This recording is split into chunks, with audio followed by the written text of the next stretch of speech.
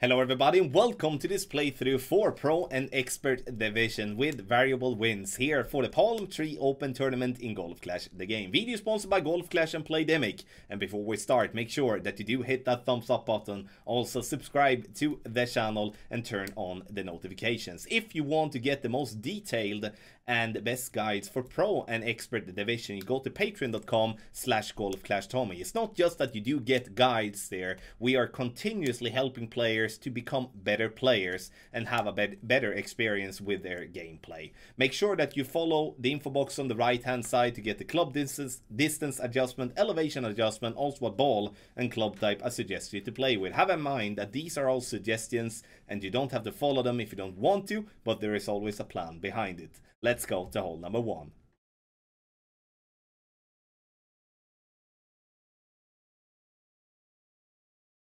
Hole number one, and we start off with the Cajon Resorts. Gonna use an extra mile, 6 bars of topspin and as much side spin to the right possible. You can see here that I'm aiming for the first bounce before the bunker, and then the second bounce just above the bunker, pointing towards the left side of the bush there at the top. Adjust is gonna be maximum distance plus 10. Even though we're not in max distance, we're still gonna use max distance numbers. Apply curl, which is gonna be almost one ball to the right of the adjustment ring. Hitting great, but perfect would obviously also be fine. A great left comes down here nicely, and we stop just before the rough, and we're going to have a short iron now with almost a straight tailwind towards the pin. With this type of wind, we could definitely play an aggressive shot, and nowadays when we do have topspin boost balls and stuff like that, it definitely opens up for more opportunities on this type of wind. Now, check where you are, where is minimum distance, where is maximum distance, and make a decision. Because here we do have a good chance by bouncing on the first fairway using no spin, ball guideline to be just slightly short of hole. 10% elevation is what I'm using, and again, the reason we're checking where minimum distance is and where maximum distance is to determine where in terms of club distance we are. So we're gonna play this one around 75% club is the plan. So adjust, hit perfect, bouncing on the fairway up towards the pin, and it drops on the right side. And it doesn't matter how it drops, just that it drops in my opinion. So hole number one is most definitely going to be an important hole, as getting an eagle here is not going to be something everyone is going to get, but it's going to be out there, and if you get it, you will definitely have an advantage and also build up some confidence going into hole number two.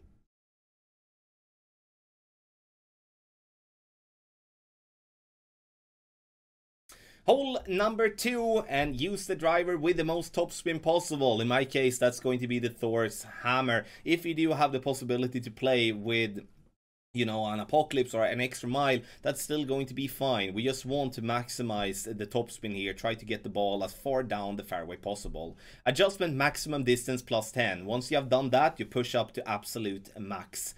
And obviously we take a little bit of a gamble here because we're playing on a very narrow fairway. And if we hit a bad great here, that might end up to make us roll into the rough. So I would say like this: pack the Amazon as a rough iron. Make sure that you cover your butt in the best way possible here, that if you roll into the rough, you will still have the topspin enough on the Amazon to bounce on the second fairway over to the third fairway and then to have a wedge towards the pin. That is at least what I will do. You can see that I didn't push up entirely to max, but I would recommend to push up to max. Don't hold back anything there.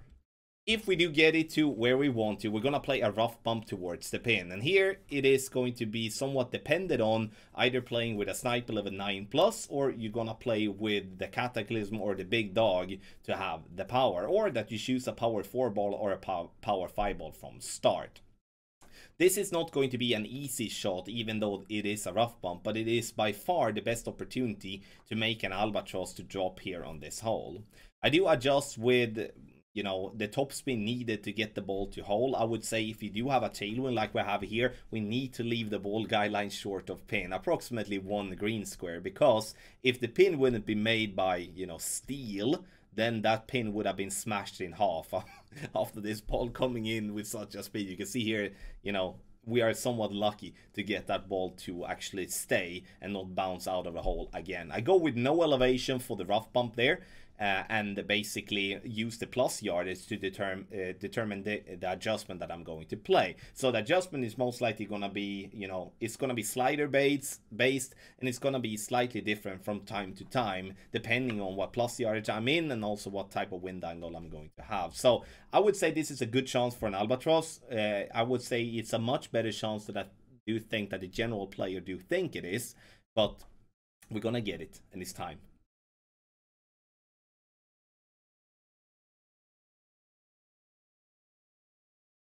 Hole number 3, and we're going to play a rough bump with our sniper. And here, you know, this one is a very good rough bump, but it's also a bit tricky one because it's all due to what wind angle we're going to have.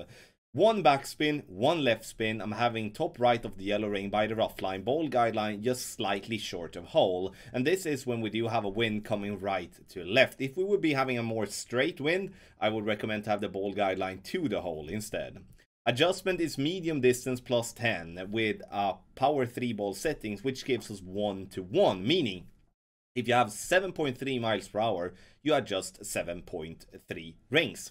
And this is the play that I will be going with at, you know, every time the rough bump is available. And when is it not available then? It's when we do have a wind coming directly left to right, or when it comes to being a direct headwind. I do believe those two winds are going to make us having to play on the pad to the right instead, especially the wind coming left to right is going to be a must to play on the pad instead, because the tree, or like the palm tree, will be in our face, and if we clip the tree, we're gonna go into the water and we're gonna lose a shot, and that's not gonna be anything fun. But if the wind is in any way in favor of a rough bump, we're gonna play that, we're gonna get a hole in one and move on to hole number 4.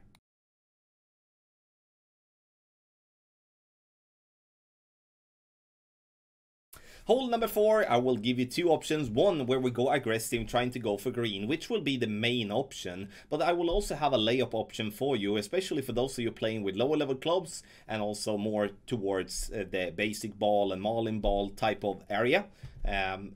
So we start with the more aggressive option, 3 bars of backspin, 2 bars of side spin to the right. We start at complete maximum distance of our club, and this is with extra mile level 9. And obviously this shot is possible with a Thor's hammer and also with an Apocalypse, but you do need to have at least, in my opinion, 232 yards on your driver to be able to do this shot well.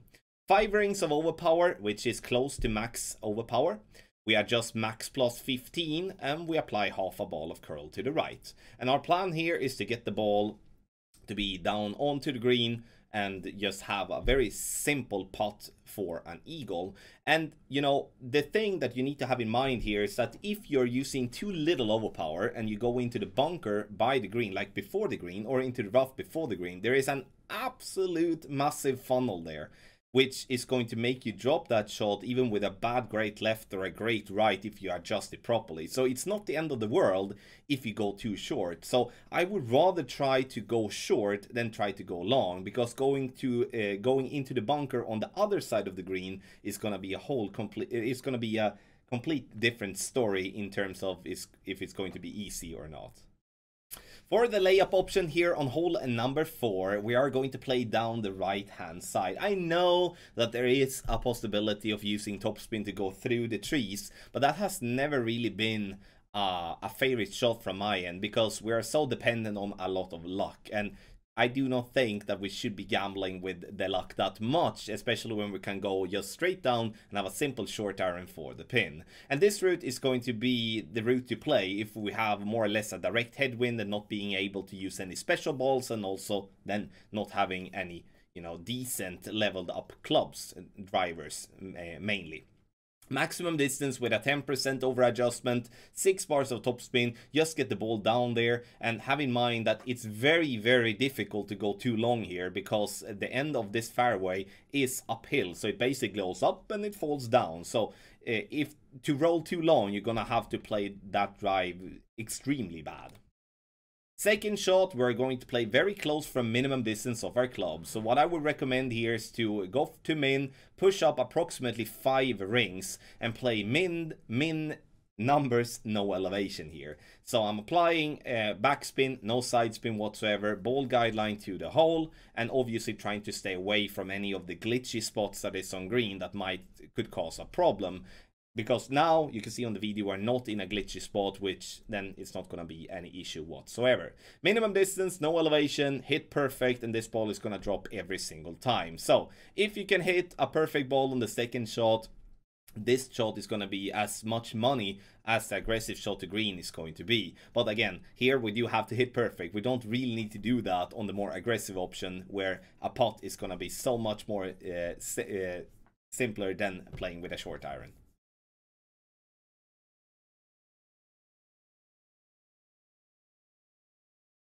For hole number 5, you will see 2 options here, one in tailwind, one in headwind, and the reason we cannot have the same position every time is because we're gonna go in between clubs if we don't make a change. One top spin, and I'm adding a little bit of side spin to the right as a start, but I remove that one to go just with 1 bar top spin when the wind is coming left to right.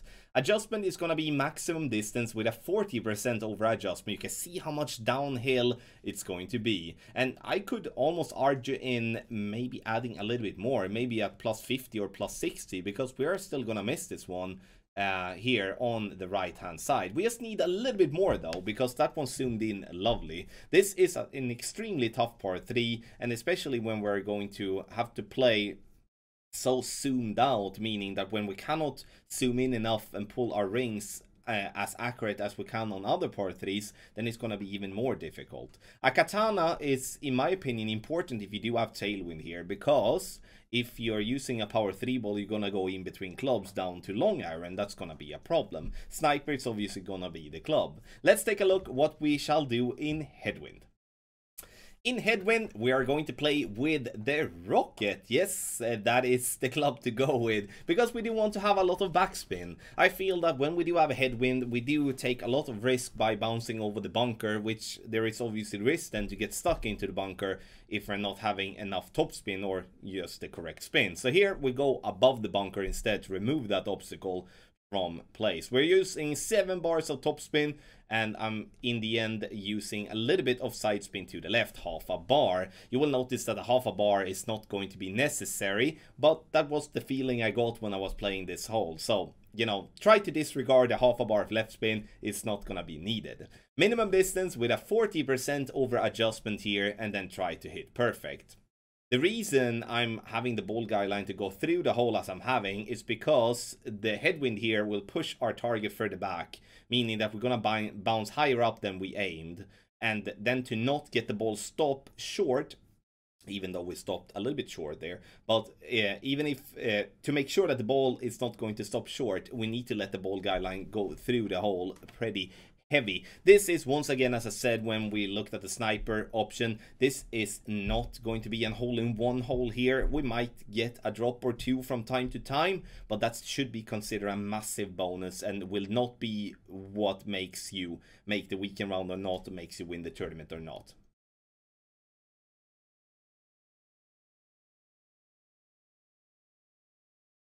Hole number 6, an extremely boring hole of Santa Ventura, and here our only focus should be to lock in the eagle in the most simple way possible. I know there is possibility of to drive over to the other side, and we're gonna talk about that in the end of this video. But first, we play with the quarterback or the rock to give ourselves control. A good accuracy, a good ball guideline means control and will not punish us as much with a great ball as, you know, Apocalypse or Thor's Hammer, or for that matter, the extra mile will do. Maximum distance plus 10. We used 3.5 bar top spin, 3 bars of a left spin.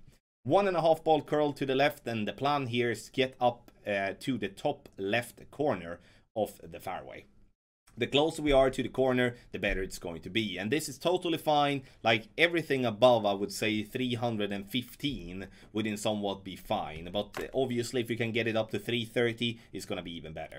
Second shot, I play either with the Guardian or the Cataclysm. I do go with the Guardian 9 if I'm not having, you know, Cataclysm in at least level 6 better. So I'm trying to look at, okay, accuracy, trying to look at ball guideline, what would be the best. Because Great Ball left here, when we go aggressive, it's going to be danger. So you can obviously decide here what to do. Either you go for the pin, which is going to be a tough shot, and you're not going to drop that one all the time. Most definitely, it's going to be the opposite. That you're maybe going to drop it once, and then you're going to miss plenty. But at least attacking the pin directly here is going to give ourselves a chance. Great Ball to the right is just going to land nicely on green. I do believe, though, a Great Ball to the left would have been danger. I go with minus 15% elevation with this shot when trying to attack the pin. If you don't feel comfortable with doing this and you're only looking to make an eagle here and just then move on, which will be a general way of playing this hole, especially in, you know, a bad headwind or something like that, then use a little right spin, aim for the green, like center of the green, and just land it there. Take the pot for an eagle and be done with it. So when it comes to aggressive options here, we do need to have, at least in my opinion, a 7 miles per hour direct tailwind, and also play with a power 5 ball mainly. Then we can get over by using either a full curl shot or a power hook. I think it is coming right to left, if I'm not mistaken. So a power shot and try to get over on the left. It's just getting it over to the left doesn't mean that you're gonna automatically have a massive chance for an albatross. That could definitely be even tougher for you, because you have two trees that are somewhat perfectly placed by the game makers to make us struggle big time if we do not get the drive distance enough up on that second fairway. But if getting it over on the other fairway and you don't have the trees in your way, you can go for a dunk or a more backspin shot with, you know, the Saturn, the Tsunami, or the Thorn for that matter, if you got that high up. So there is opportunities. However, though, in general, this hole is pretty boring, and an eagle is going to be the main score. But if you get an albatross, that's a, you know, that's a massive bonus on having on your scorecard.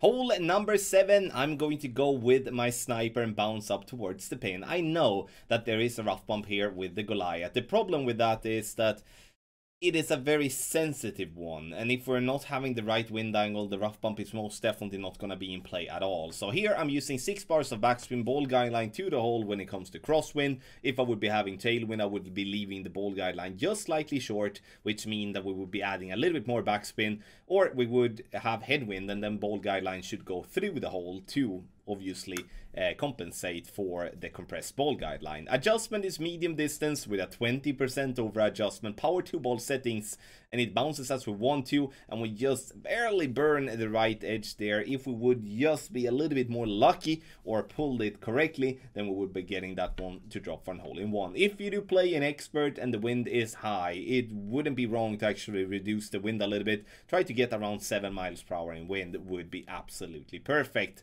Sniper is the club if you do have at least in level 9. If you don't have level 9, then you play with the Guardian, because then Sniper level 8 or below will not have the backspin enough for this shot.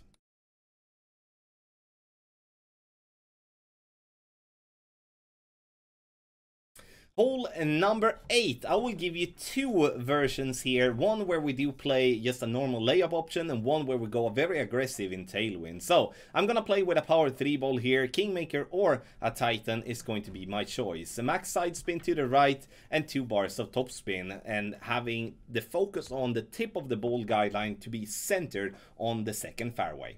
Adjustment is going to be maximum distance plus a 10, and then we're going to just try to hit a perfect ball. There we go, and you will notice that this ball will bounce lovely on the first fairway over to the next one, and it will sit perfectly on the center fairway. Now, From this yardage, which is 308, we're going to play our sniper from max distance of our club. Here, obviously, having a sniper level 9 or better is going to be good. If you have a sniper 8 or 7, you're going to most likely have to, not wing it, but set spin, push up to see how the position is and then adjust accordingly. Now, leave the ball guideline short if you do have tailwind. This is a shot that is pretty famous for being very affected after the first bounce. So even if we leave the ball guideline short and it is a fairly low wind, you will see that this ball is gonna be nowhere near short here coming in towards the pin. It will in the end even be not hot. I think this is a perfect speed, but you can see the difference there when it comes with the tailwind. That's the same in headwind. You need to leave the ball guideline through the hole, and obviously in headwind we're already going to be very close to maximum distance, and that's going to be an issue to drop it then with a sniper. 20% elevation is what I'm using, and as we are playing from max distance all the time, then max distance numbers is what we're going to use. Let's take a look at the more aggressive option, which is both recommended and not recommended, and we'll talk more about this now. For the more aggressive option, we are going to play with a driver with as much power possible and combine with topspin as well. In my book, or not in my book, but in my bag, I do play with Apocalypse level 5 using 5.8 topspin, which is maximum, and 2 bars of left spin, stretching out to see the red ring just barely inside the rough to the left. And once that is done, I will be changing, or like not changing, but I will be moving a little bit more to the right. So I will be using the blue ring as a complete reference in the end by the rough. Adjust max plus 10, push up to max, and then we shall apply curl and overpower. 1.5 ball curl to the left, and I'm using, in this case, 3 rings of overpower, which is somewhat half of the amount of overpower that is possible to use on a driver. Bouncing nicely on the fairway over to the second fairway, and we're rolling down to a position where we will be having a wedge towards the pin. Now, even though a wedge is miles better to play with than a wood club, but it's still not going to be easy. You are going to have to estimate the distance, try to use the EB School method, which you can find on Jared Alexander's YouTube page. Search for EB School, and Jared, you will find it here on YouTube. Absolute brilliant video. So you do go base by 20% elevation and then club distance with that. Trying to use topspin here to have the first bounce on the start of the fairway to then roll towards the pin. Now I slightly over adjust this shot, which is unfortunate, but it's going to happen sometimes as well. So again, a wedge with a direct crosswind is never going to be easy, but again, it's a miles better possibility to drop an eagle than having to lay up and play with a wood club that we did in the first example. This shot is not recommended with lower level type of drivers, and it's not recommended in any other type of wind angle than having more direct tailwind than crosswind.